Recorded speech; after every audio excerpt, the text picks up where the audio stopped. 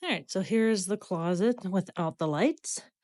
This will be the door that the hinges will be here on the left and will open this way.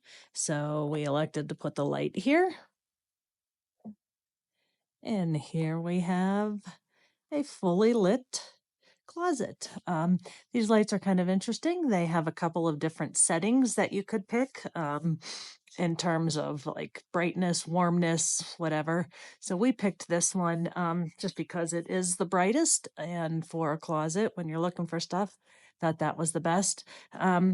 This closet goes pretty deeply back here, but it was going to be difficult to put those lights back in here. So I think what we'll probably do is just get like some of those like touch on lights and maybe put them a couple of spots there on that beam going down to the steps.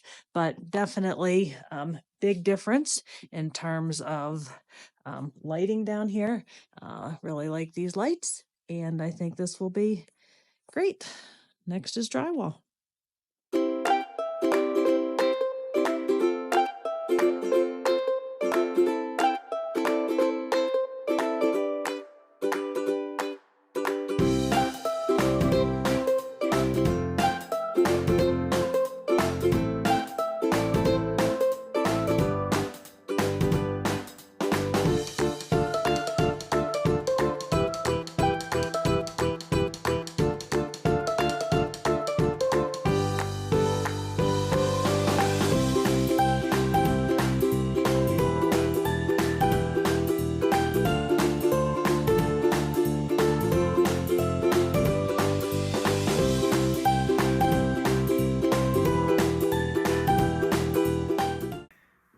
Well, we put up some drywall inside the closet.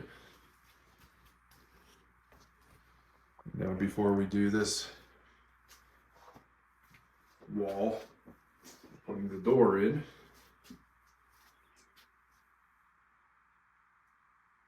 and it's going to open out this way because I originally bought it to open in the other way, but I decided that would waste a lot of closet space. So personally, I would rather it opened out the other way, but this is the door I bought, so it's going to open this way. Just making sure it's plumb. Putting some shims in here.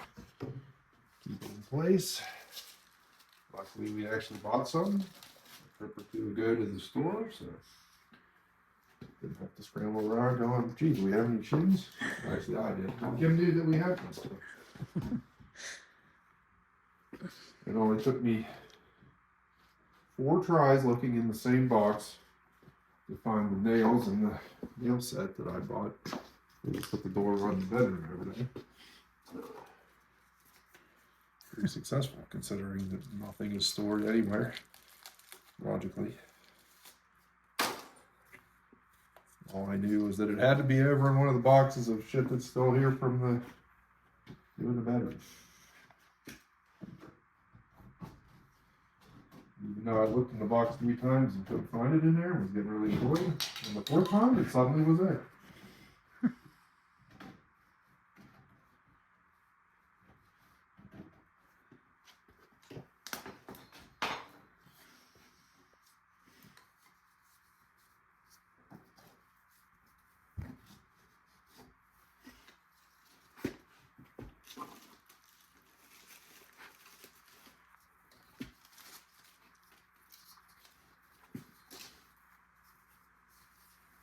Hopefully this isn't a blue movie because I got these vintage sweatpants that I'm wearing that are full of holes, and then today when they were drooping around my butt from having tape measures and everything else in my pocket, and I bent down and string snapped, so now they fall down even when nothing's in my pocket. They want to get banned from YouTube for putting out OnlyFans type content.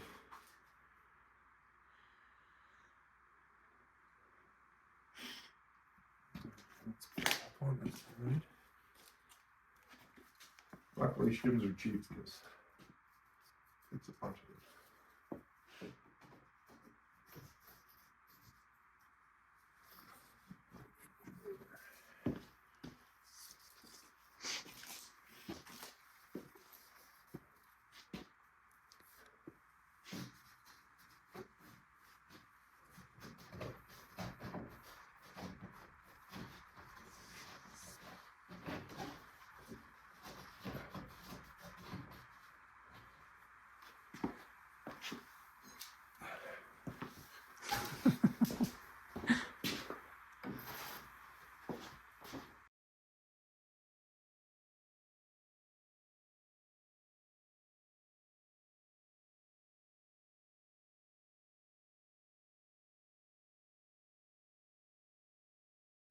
All right, so end of the day today, we got drywall on the 2 inside walls of the closet. We got the door installed. It opens and closes and everything. So now, tomorrow or the next time we get at it, drywall this wall, both sides of this wall with the door in it. I gotta put a couple outlet boxes on this wall over here before we put the drywall up so that you know where they're gonna be, even though I'm not ready to wire them yet. But so we'll have a closet pretty soon. What's going on, Kim? Chicks are finally going into their new house. The dogs are super interested. So we've brought their brooder plate out, added a heat lamp, some sticks. Not that they're going to encounter sticks in our yard, but you know, whatevs. To electrolyte water, since this was a stressful event, theoretically. Added some grit to their diet because there's some mealworms sprinkled in. And yeah, so now just gotta observe them. See how they do. They're getting huge.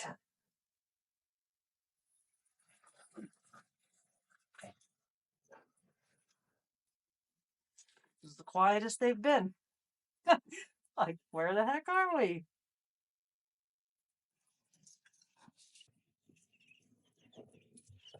The dark one has some huge tail feathers. The brown one or the one of the black ones? Oh, that really dark one, yeah. Does that mean you're a rooster? We don't know. One of them flew out as I was getting ready to move them. So, hope this is tall enough. I'm gonna put the lid on just in case. That ripper.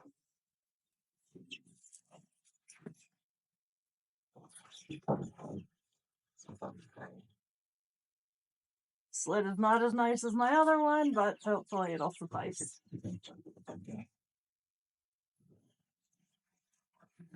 Takes a pretty strong bird to knock that off, I think. Under the heat lamp, I think it was about 85, which should be about right. They're going on 3 weeks old, so starting at 95, down 5. Oh boy, down 5 degrees a week. So, oh boy. Thunderdown.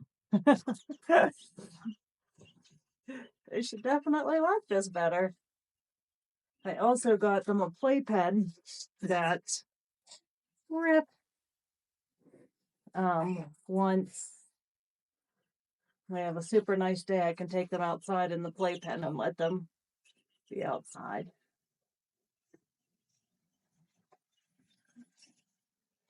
Big transition from the kitchen to the garage.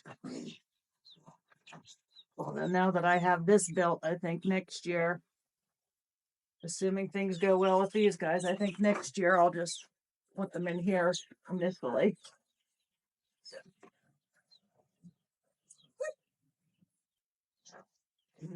Yeah, they didn't sprinkle any mealworms over there. They're all over here, so you can explore. So our trees are finally in. They got planted today. 3 different rows. I can't remember what those are.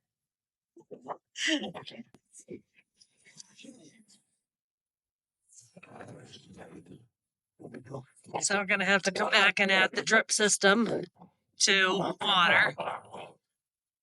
So this is interesting. Okay, in my head, I had it opposite. So those are a row of lilacs. This is a row of juniper, maybe? And then that's a row of spruce. So the trees, what will be the biggest, are actually the closest to the house. So yeah, so they look pretty good. We'll keep an eye on it. One of the things that if the conservation district planted, they are guaranteed. So if they don't make it, I can't remember how long, maybe a year, maybe a couple of years if they planted, they will replace them. So, oh yeah, these are going to be the lilacs. So I'm going to have to keep an eyeball on rabbits, and we don't have any deer. Chris saw a deer one time, but they're not regular. So I have to keep an eye, maybe have to put some cages around them, but it'll be fun to kind of watch their growth and development. And then here's the other side. So this just has a row of the juniper and then the spruce trees. So there was a couple of extra, so they left them on the front porch for me. Frankly, I'm surprised that these are as big as they are, which doesn't say a whole lot because they're not super big. I think these are the ones that grow the quickest, so that will be nice. And then these, which will be the evergreen, kind of little babies, but that's okay. It's a start. I also last summer even ordered some trees from the Arbor Day Society, and they just got delivered today. So they are even smaller than these guys. So I'm going to start those in pots and see how those end up working out. But making some progress. Update on my grass situation. Starting to make some progress. Not real sure how great it's showing up on video, but definite tufts of grass that are starting to appear. And if I get close to ground level, there's even more like single ones sprouting up. So not exactly what I had envisioned a month ago, what I might have by this point in time, but I guess I should just be happy that it's growing somewhat. We're in the process of getting ready to fence in this area. I had hoped to have some kind of grass established before we got to that point, because when we let the dogs out at night, they like to take off. And when I had this little fence, they were learning to jump right over it. So we're going to put a taller fence and put it around this whole area. So at least at night and then early in the morning, the dogs can come out. But this is not exactly what I had hoped for with the grass, but beggars can't be choosers. At least I'm getting something. It's really nice there by the patio. But it all doesn't look like that. Oh well, we're getting there. Slow but simple progress. And then we have these crazies. So I was traveling for work for a week, so Chris was in charge. And every time I talked to him, I asked how my chicks were doing, and he just kept saying, getting big. And they sure are. They're losing their fluffy feathers and some getting pretty big tail feathers. Coco seems to be the biggest. One of these yellow ones, that big yellow one right there, seems to kind of be a bully a little bit. So keeping an eyeball on if that ends up being a boy. None of them, still might be a little bit early for combs to be established, but I cleaned this brand new brooder out for the first time. Not that you can tell by their heat plate, but oh my goodness, and look at the water even. I put it as high as it'll go and they're still getting flakes in there. So once I get them to their coop, I think I'm going to hang them. Not the chickens, hang the water feeder. Need to get a bigger feeder. I've fill this up 2 times a day and they're going through it pretty quick. So they're looking kind of mangy, but they're definitely turning into chickens. So that all black one is really pretty. And the 2 black and white ones, those are the kind that I tried to get from, well, I did get them from Murdoch's, and those are the ones that ended up passing. But these guys look to be kind of the same ones, the black and white feathers that I was hoping for. Yeah, long necks. Lots of big kids. Whoops. Lots of big kids. Hi, Pepper. Lots of big kid feathers. Doing pretty good. They like their new brooder box, that's for sure. Hi, Pepper. He's my friendliest. She's my friendliest. He or she. Here's my little forest of Arbor Day Society trees. Frankly, they're much bigger than I would have anticipated. They actually were still moist, so I got them in little pots here to kind of get them to grow a little bit. And then I also, these guys had super huge root systems, so I had to go to a bigger pot.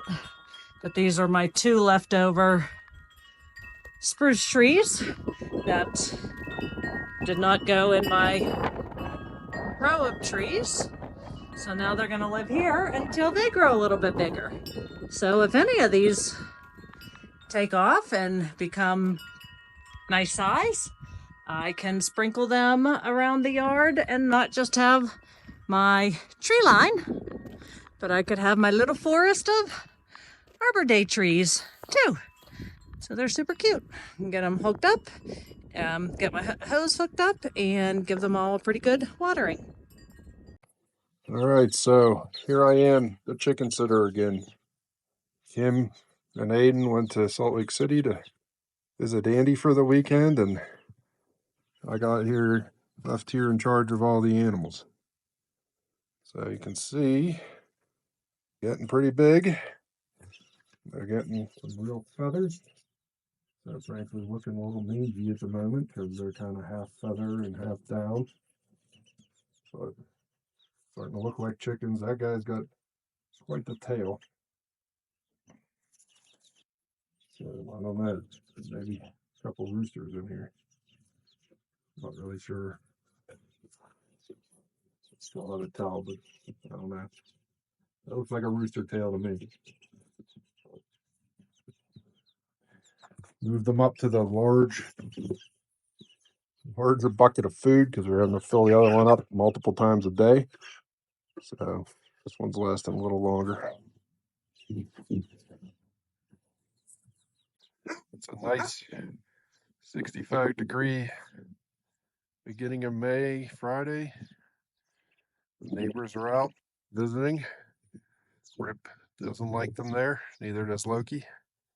So when they get let out, they get run over there and chase them until they run farther down their pasture, and then they come back. And then when the dogs go away, the horses come back because I'm thinking there's better grazing down at this end because they haven't been down here all winter. So. And we finally got our tree lines put in. They were supposed to do it about a week ago, but the weather was kind of crappy, so they ended up doing it a couple days ago. So this side, we got 3 lines. Trees is kind of a generous term.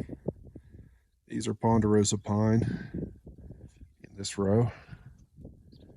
And then over here is Rocky Mountain juniper in this row.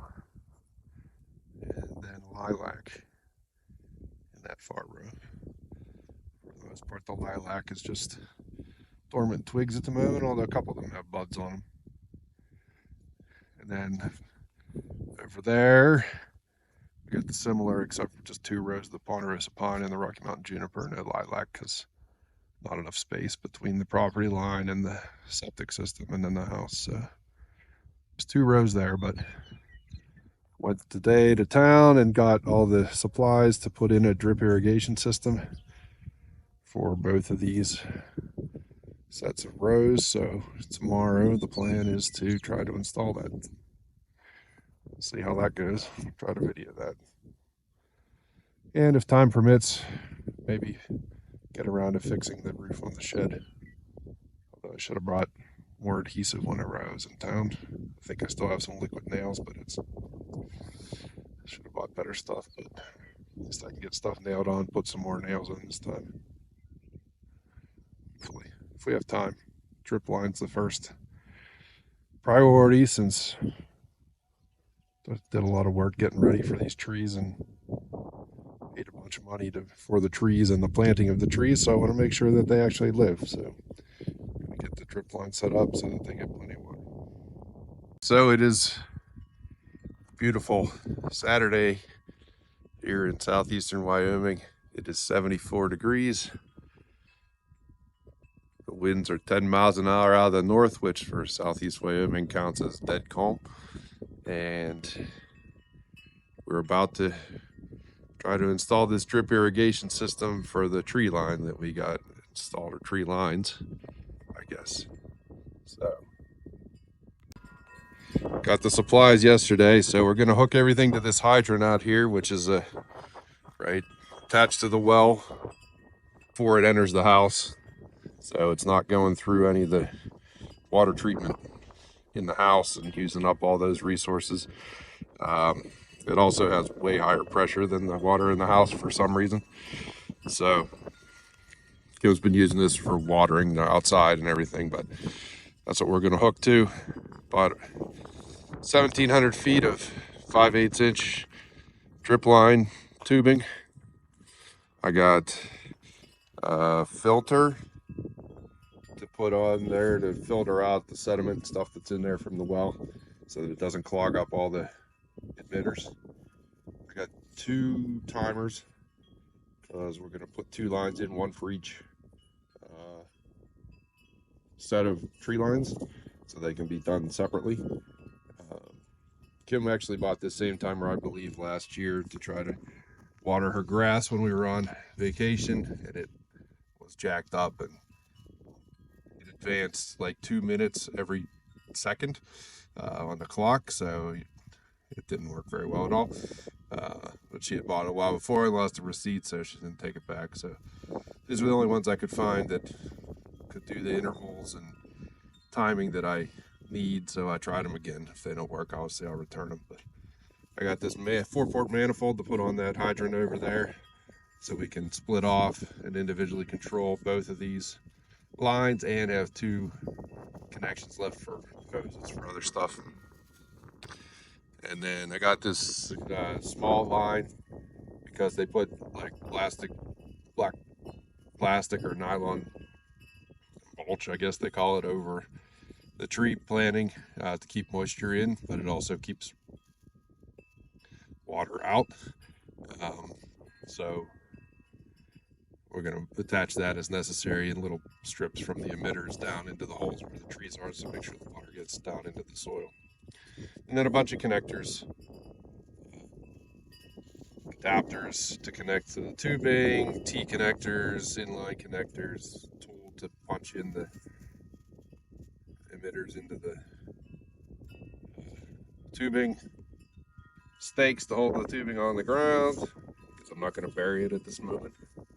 And the actual emitters themselves, I got 2 gallon per hour emitters, so I'm supposed to water these things, at least for this first summer, 5 gallons per tree every 5 days. I'm supposed to do all 5 gallons at once so that it seeps into the ground and the roots get deep, as opposed to just constantly watering on the surface and they stay shallow. So that's the plan. We got 174 plants to get set up. So I'm going to start running tubing out in both directions, and then we'll start hooking things up. Even though Kim is in Utah visiting Andy, she did leave a supervisor to make sure that I was getting her plants irrigated properly. So first step done. Obviously Kim's not here to help recording, the GoPro's charging, so I can't do a lot of in-process videos, but got the line run from the hydrant over to the 2 tree rows over there. Ready to hook up over here, cut and hook up. First problem we ran into is this filter that I bought, which is supposed to hook onto the hydrant or the spigot here, filter here, and then you hook on your lines here, or on my manifold in my case.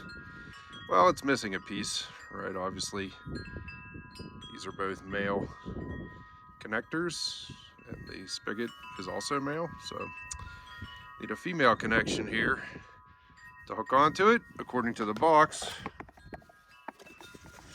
It clearly said the 3/4 inch pipe to pipe swivel coupling is part of the contents.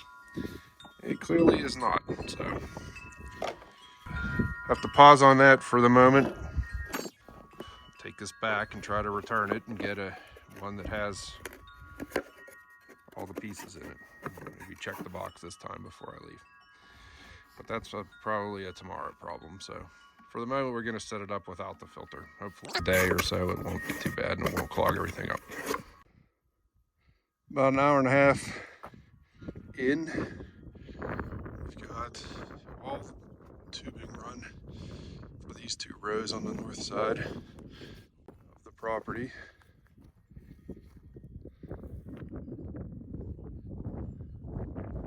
So we got a line from the hydrant, this line with the T connector going each direction, and then a couple feet away another T connector, because nobody makes a 4-way connector that I could find anyway.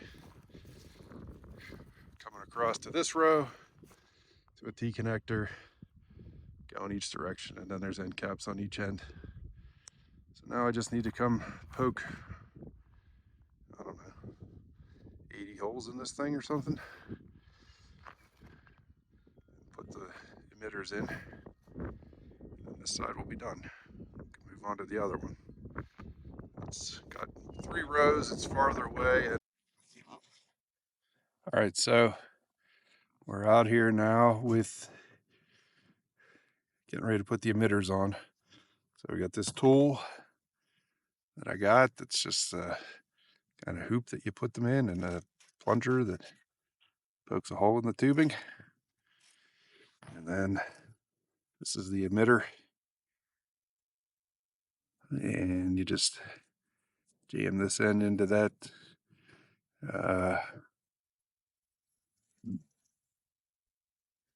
hole, and it comes out this little hole. So that's why I got the little tubing, right in case, depending on how far away this is from the hole in the matting, I need to direct it closer to the plant. We'll do that.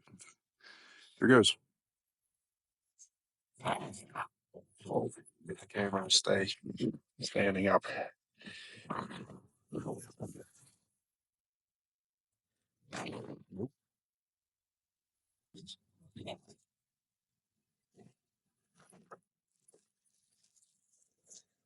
So got a hole poked in there.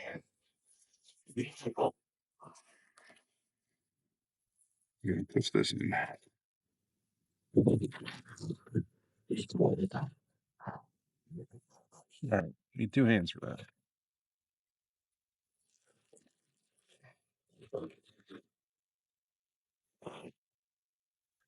All right, there we go.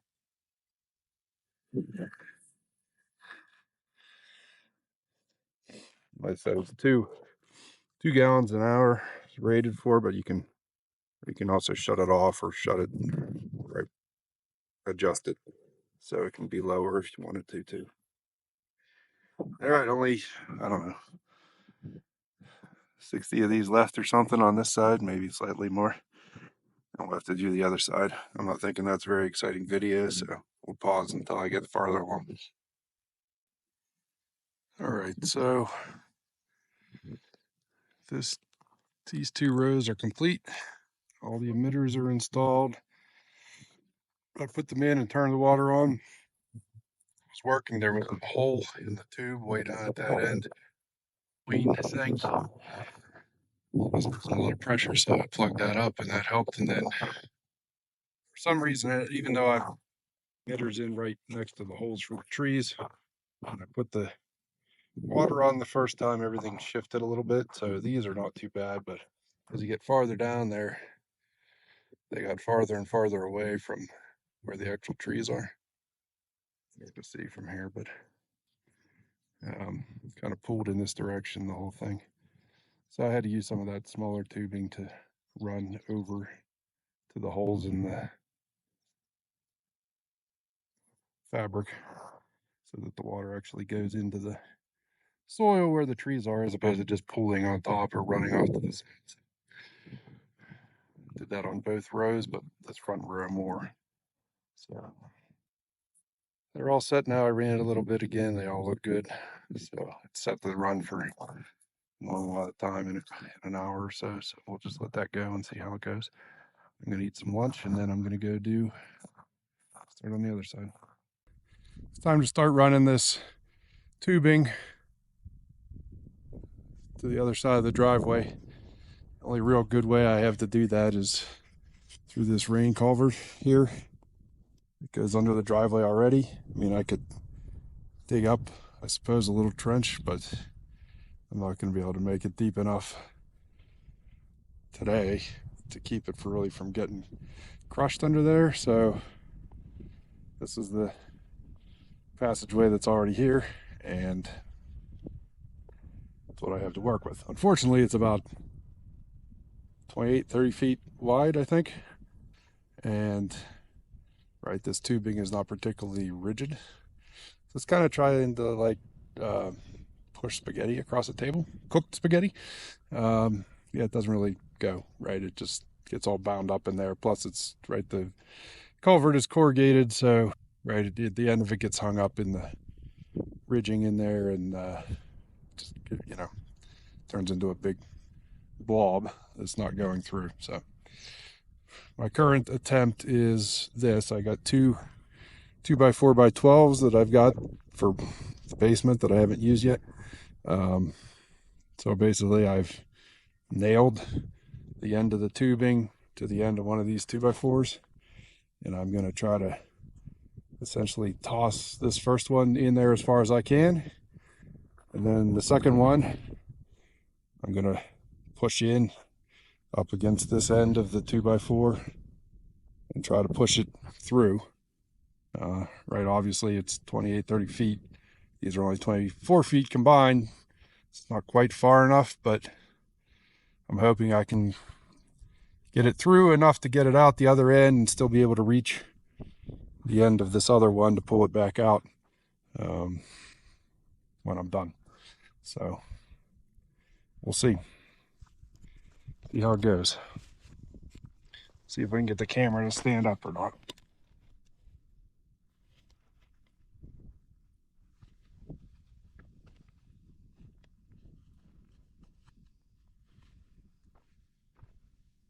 All right, here we go. All right, first one's in as far as I can get it. It's in there, I don't know, 3 or 4 feet probably to the end of it. I'm going to try to push. I can see that there are some tumbleweeds in the culvert. I guess we'll probably try to push those out the other end as well.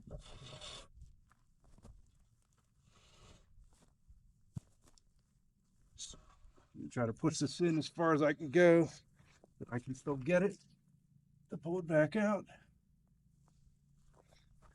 Now let's go around to the other side, see if it's close enough to pull out that side.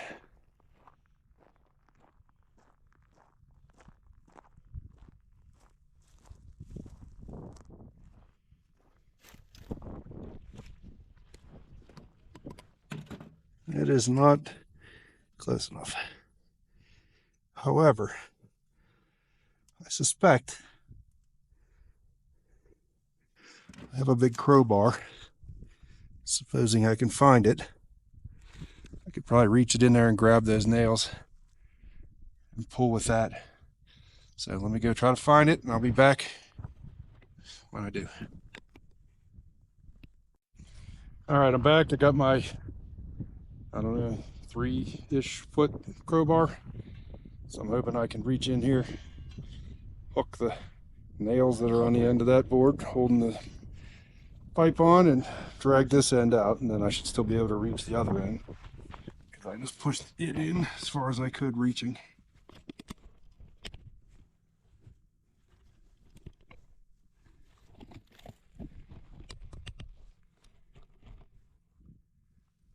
Not sure if we can get good video of this or not. The culvert's not that big. I'll be blocking it with my body.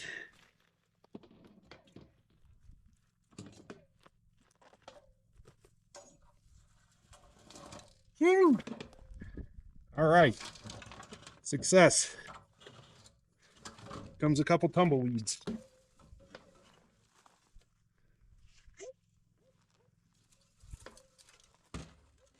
I don't know, my Aiden used to say that, or says that before he came out here to the University of Wyoming, he saw tumbleweeds in cartoons and Western movies and stuff and thought that was just a TV movie thing. Didn't think they were real things, but I can assure you they are. They're all over the place out here. I don't know how there's still any sagebrush or bushes left to get blown around because they are constantly blowing all the time. All right, so I'm going to unhook this from here, pull it the rest of the way through, and start getting ready to run it down these tree rows.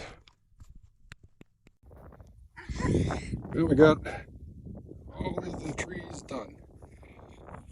Each one has their own emitter. There's a lot of getting up and down the ground. My back is going to be complaining tomorrow. They're all in. This side, I did something different. I ran all the tubing and capped it off and then turned the water on and let it build pressure so that it would sort of move to where it was going to be before putting any of the emitters on, and so none of them, so they wouldn't move as much as the other ones did after I put them in. So it seems to have worked. I haven't run a whole cycle on this one yet. This is going to run tomorrow morning. The other two ran a little while ago, 2.5 hours, and they're 5 gallons and should be good to go for 5 days. And these will run in the morning. All done. Hopefully keeps them alive. So we clearly have something living here in the front yard, right by the water hydrant. I've covered this up and filled this hole in like 5 times today. And something keeps digging it back out, although I've been around here most of the day and have not seen what it is. I mean, it's a decent sized hole. I mean, it's not like a groundhog or anything like that. I guess it could be like a chipmunk or a squirrel or something, but it's just interesting that it keeps getting excavated and yet I haven't seen what's doing it, even though I've been around all day. I'll keep you posted if I figure out what it is. And after a exhausting day of installing drip line, from which I may never stand upright again, at least I get to sit on the front porch and enjoy this sunset with Teddy, who's sitting here licking her paws, probably trying to get pickers out of them. I think it makes it all worthwhile, though.